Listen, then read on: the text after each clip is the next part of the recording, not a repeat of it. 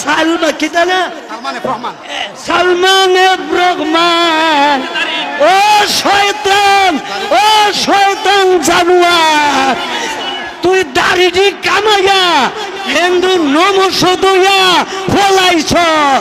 এ সুরের দল, এই এতিম মিসকিন বাংলার মেহনতি জনতাদের টাকাগুলো জমাইয়া তুই সুইস ব্যাংকে পাঠাইছ, বেগম পাড়া করছ, এই কত কিছু করছ, কিন্তু তোদের শান্তি হবে না, শান্তি হবে না। আমার কলিজার টুকরা আল্লামা সাজিদুর রহমান হাফিজুল্লাহকে এবং আল্লামা মুফতি মুবারকুল্লাহ হাফিজুল্লাহকে যেই গালমন্দ করেছে, তারে ফাইরা তার সামরাজি দিয়া জুতা বাঁধে যায়, তার গালো বাইরে টাম। হ্যাঁ, রবিউলের চামড়া, রবিউলের গলে গলে ফাঁসি ফাঁসি ফাঁসি চাই, জীবনের ফাঁসি চাই। শোন, তোদের ফাঁসি সাউন্ড লাগতো না। এই হেফাজতের মিটিং এ ডাকা এই যে বুজুর্গ ইদিনের সামনে রেখা কেসটা দায়ের করেছিলাম, তো তুই যে গো জানুয়ার হাসিনা, তুই যে সাবধান হইলি না, বিশ্বাস করতো না।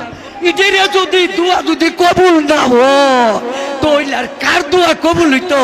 যে কইলাম সাবধান হইয়া যা, তোর উপরে গজব আসতেছে। অহং তোমারে কেমনে বাঁচায়াম, গজব তুইটা বাজেট পাস হইয়া গেছে।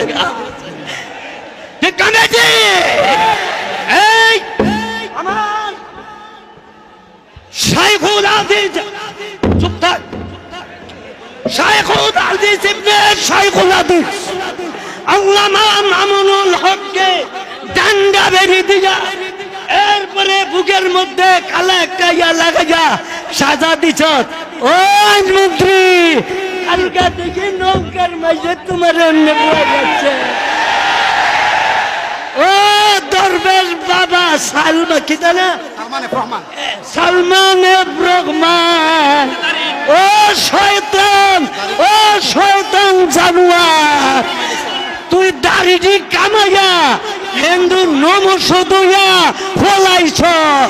এ সুরের দল, এই এতিম মিসকিন বাংলার মেহনতি জনতাদের টাকাগুলো জমাইয়া তুই সুইস ব্যাংকে পাঠাইছ, বেগম পাড়া করছ, এই কত কিছু করছ, কিন্তু তোদের শান্তি হবে না, শান্তি হবে না।